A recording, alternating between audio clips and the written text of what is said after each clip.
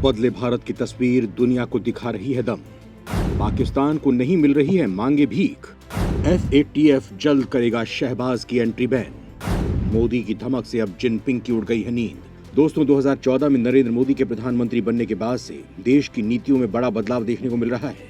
पहले जहां बार बार पाकिस्तान की ओर से आतंकवादी हमलों के बाद भी देश पाकिस्तान से क्रिकेट खेलना तक बंद नहीं कर पाता था, आज उसी भारत ने उड़ी हमले के बाद से पाकिस्तान की ओर देखना भी बंद कर दिया है, जिसकी वजह से पाकिस्तान अब भीख मांगने के भी काबिल नहीं रह गया है। अब चीन भारत की सीमा में गुस्ताखी करने की कोशिश कर रहा है। वो बॉर्डर पर बड़ी संख्या में सेना तैनात करके भारत को आंख दिखाने की कोशिश कर रहा है, जिसके जवाब में भारत ने दुनिया भर में अपनी ताकत और जज्बे के लिए जाने जाने वाली भारतीय सेना को चीन की छाती में तैनात कर दिया है। लेकिन इसके अलावा भारत ने चीन को कुछ ऐसा तगड़ा मैसेज दिया है कि जिससे चीन में तहलका मच गया है। भारत के इस धमाके से चीन की इकोनॉमी अंदर से कांप उठी है। जिनपिंग की शेखी काफी हो चुकी है और दुनिया भारत का दमखम देखकर ये जान चुका है कि आज भारत दुनिया से आंख मिलाकर बात करने वाला बेहद ताकतवर देश बन गया है, जो आने वाले वक्त में दुनिया की बहुत बड़ी ताकत बनकर उभरेगा। और भारत का जो एटीट्यूड है उसे देखकर तो यही लगता है कि आने वाले वक्त में भारत ड्रैगन को कुचलकर एशिया की सबसे बड़ी ताकत बन जाएगा। दोस्तों, सवाल ये उठता है कि आखिर भारत ने चीन को क्या मैसेज दिया है, जिसके बाद चीन की जान हलक में अटक गई है। जिनपिंग को ना उगलते बन रहा है ना निगलते। भारत के ऐलान के बाद चीन को क्या खौफ सता रहा है, भारत के इस तगड़े मैसेज से चीन को क्यों अपनी सारी साजिशें और ख्वाब धड़ाम होते दिख रहे हैं। दोस्तों, इस बारे में हम आपको बताएंगे, लेकिन उसके पहले आपको ये जानना बेहद जरूरी है कि भारत ने तेजी से अपनी रणनीति और एटीट्यूड में बदलाव किया है, जिसकी वजह से अब दुनिया भी भारत को अलग नजरिए से देखने लगी है। दुनिया को मालूम हो गया है कि भारत कितना अहम देश है। भारत में दुनिया के सबसे ज्यादा यूथ, सबसे ज्यादा टैलेंट और सबसे ज्यादा जज्बा है। आज यही वजह है कि भारत ने 250 साल तक राज करने वाले ब्रिटेन में एक भारतवंशी प्रधानमंत्री पद की दौड़ में सबसे आगे चल रहा है। अमेरिकन स्पेस एजेंसी में बहुत बड़ी संख्या में भारत का टैलेंट अपना दमखम दिखा रहा है। एक बार डोनाल्ड ट्रंप ने ये ऐलान किया था कि वो आउटसोर्सिंग बंद करने वाले हैं, लेकिन कुछ दिनों के बाद ही अमेरिका को समझ में आ गया था कि भारत के बिना अमेरिका अपने दमखम से हाथ धो बैठेगा, और उसके बाद भारत के लिए अमेरिका को अपनी पॉलिसी बदलनी पड़ी। इस सब के साथ सबसे बड़ी बात यह भी है कि भारत ने किसी भी देश के मुकाबले सबसे ज्यादा उपभोक्ता है, और किसी भी देश को अपने बिजनेस को ऊंचाई देने के लिए भारत के कदम चूमने ही होंगे। दोस्तों, आबादी के मामले में चीन भले ही हमसे आगे है, लेकिन चीन फिर भी भारत के जितना बड़ा बाजार नहीं है, क्योंकि चीन सबसे पहले तो अपने देश में ही इतना प्रोडक्शन करता है कि दूसरे देशों के प्रोडक्ट को ज्यादा स्पेस नहीं मिल पाता है। इसके अलावा दुनिया के तमाम देशों के साथ उसके संबंध ठीक नहीं है। यूरोप समेत पश्चिम देश चीन को सबक सिखाना चाहते हैं, और भारत ही वो देश है जो चीन को टक्कर दे सकता है। इसीलिए वो सारे देश आज भारत के आगे नतमस्तक हो रहे हैं। लेकिन कुछ देश जो बदलते भारत को पहचान नहीं पाए हैं, वो भारत को पहले की तरह ट्रीट करने की कोशिश कर रहे हैं, जिसका अंजाम भी वो भुगत रहे हैं। आज पाकिस्तान को भारत ने दुनिया भर में अलग थलग कर दिया है, जिससे उसकी सारी हेकड़ी निकल गई है। दोस्तों, सवाल ये उठता है कि आखिर भारत ने पाकिस्तान को दुनिया में कैसे अलग थलग किया। आज पाकिस्तान भारत से संबंध बनाने को क्यों गिड़गिड़ा रहा है। पाकिस्तान को जिस बात का गुरूर था, आज उसी की वजह से वो कंगाल और बर्बाद कैसे हुआ। तो दोस्तों, जब मोदी देश के प्रधानमंत्री बने तो उन्होंने भारत की विदेश नीति को बेहद मजबूत बनाने के लिए अपने शपथ ग्रहण समारोह में अपने सारे पड़ोसी देशों के राष्ट्राध्यक्षों को आमंत्रित किया। पाकिस्तान के तत्कालीन प्रधानमंत्री नवाज शरीफ भी तब प्रधानमंत्री मोदी को बधाई देने कार्यक्रम में शिरकत करने पहुंचे थे। पूरी मीडिया में तब नवाज शरीफ के साथ मोदी के मिलने की चर्चा जोरों पर थी। इसके बाद प्रधानमंत्री मोदी भी अचानक पाकिस्तानी पीएम की पोती की शादी में शरीक होने के लिए इस्लामाबाद गए थे। मोदी की इस पहल पर दुनिया हैरान रह गई थी, लेकिन पीएम मोदी की ये कोशिश थी कि भारत के पड़ोस में शांति रहनी चाहिए, जिससे दुनिया की महाशक्तियां अपने हथियार बेचने के लिए कोई प्रोपेगेंडा ना चला सकें। लेकिन पाकिस्तान ने बहुत जल्द ही अपनी घटिया और गिरी हुई सोच को दिखा दिया।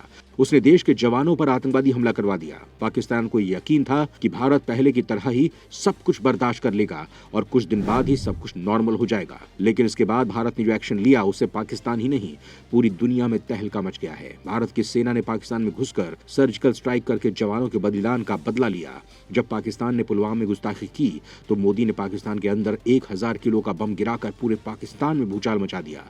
प्रधानमंत्री मोदी ने देश को यह विश्वास दिलाया था कि जो आग आपके सीने में लगी है, उससे कहीं ज्यादा आग मेरे सीने में लगी है, और ऐसा एक्शन लिया जाएगा कि पाकिस्तान की रूह कांप जाएगी। इसके साथ ही प्रधानमंत्री मोदी ने यह शपथ ली थी वो पाकिस्तान को दुनिया भर में अलग थलग कर देंगे, और ठीक वैसा ही हुआ। आज FATF ने पाकिस्तान को टेरर फंडिंग की वजह से ग्रे लिस्ट में डालकर रखा है। दुनिया का कोई देश पाकिस्तान को कर्ज देने को तैयार नहीं है। वो भारत से रिश्ते सुधारने के लिए बार बार एड़ी चोटी का जोर लगा रहा है, लेकिन भारत उसकी ओर देखने को भी राजी नहीं है। सबसे बड़ी बात यह है कि प्रधानमंत्री मोदी के साथ साथ पूरे भारत ने अब पाकिस्तान का जिक्र करना भी बंद कर दिया है। पाकिस्तान भारत की उस उपेक्षा से बेचैन हो उठा है।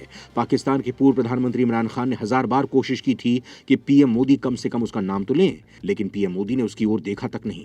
भारत ने यह क्लियर मैसेज पाकिस्तान को दे दिया है कि वो उसके एग्जिस्टेंस को भी नहीं मानता है और वक्त आने पर उसे मिटा कर रख दिया जाएगा।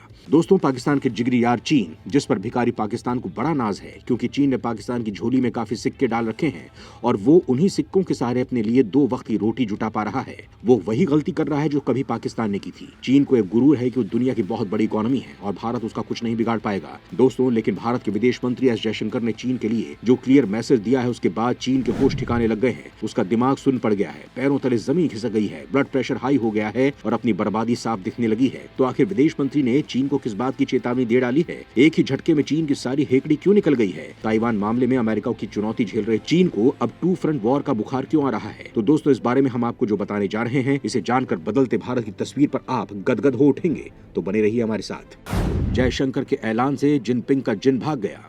भारत करने वाला है चीन का हुक्का पानी बंद। सुपर पावर ने कर दिया है ड्रैगन के खिलाफ हमला। दोस्तों, अपनी मजबूत रणनीति और सख्त एक्शन के लिए मशहूर विदेश मंत्री एस जयशंकर ने खुला ऐलान कर दिया है कि अगर चीन कायदे में नहीं रहेगा तो भारत के साथ वो फायदे में भी नहीं रह पाएगा। उन्होंने कहा कि अगर चीन ने सीमावर्ती इलाकों में शांति भंग की तो इसका असर द्विपक्षीय संबंधों पर पड़ेगा। जयशंकर ने संवाददाताओं से कहा कि कमांडर स्तर पर हमारी 15 दौर की बातचीत हुई है। दोनों पक्षों के उन स्थानों से पीछे हटने के संदर्भ में कुछ महत्वपूर्ण प्रगति हुई है जहाँ वो बहुत करीब है। उन्होंने कहा कि अभी भी कुछ जगह है जहाँ वो पीछे नहीं हटे हैं। हालांकि हम लगातार इस रुख पर कायम है कि अगर चीन सीमावर्ती इलाके में शांति भंग करता है तो इसका संबंधों पर असर पड़ेगा। जयशंकर ने कहा, मैंने 2020 और 2021 में कहा है और 2022 में भी कह रहा हूं कि हमारे संबंध सामान्य नहीं है। यदि सीमा पर स्थिति सामान्य नहीं है तो ये संबंध सामान्य नहीं रह सकते और सीमा की स्थिति अभी सामान्य नहीं है। दोस्तों, विदेश मंत्री एस जयशंकर के बयान के पीछे भारत ने जो चेतावनी चीन को दी है उससे चीन सहम गया है। दोस्तों, आप सोच रहे होंगे कि ये तो सिंपल सा स्टेटमेंट है, इसमें तो कुछ ऐसा भी नहीं है। लेकिन दोस्तों, चीन को डरने की वजह यह है कि प्रधानमंत्री मोदी ने पूरी दुनिया में चीन के खिलाफ मजबूत रणनीतिक जाल बिछा रखा है। क्वेड के साथ साथ दुनिया के तमाम संगठनों और देशों ने चीन को बर्बाद करने के लिए तगड़ा एक्शन लेने के लिए बेताब हैं, जिनके साथ पीएम ने समझौते भी कर रखे हैं। उसका असर भी दिखने लगा है। जापान अपनी तमाम कंपनियों को चीन से भारत में शिफ्ट कर रहा है। ऑस्ट्रेलिया ने चीन के बेल्ट एंड रोड प्रोजेक्ट से किनारा करना शुरू कर दिया है। वहीं अमेरिका ने चीन पर तमाम कड़े प्रतिबंध लगा रखे हैं।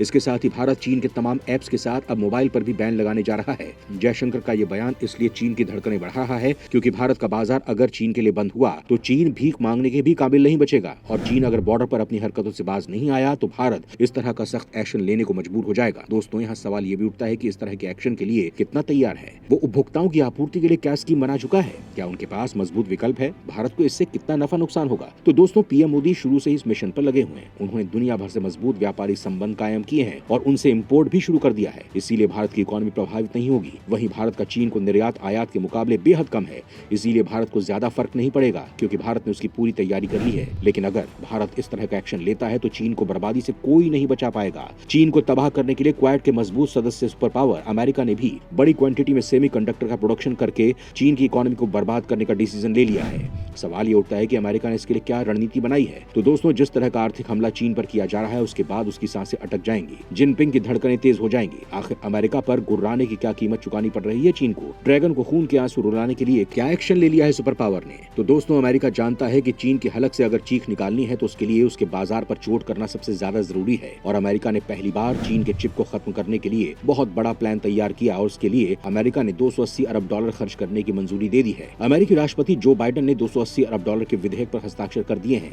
जो चीन के लिए बहुत बड़ा झटका होगा। सुपर पावर का मकसद चीन के खिलाफ अमेरिकी प्रतिस्पर्धा को बढ़ावा देने के साथ साथ उसके चिप मार्केट का वर्चस्व खत्म करना है।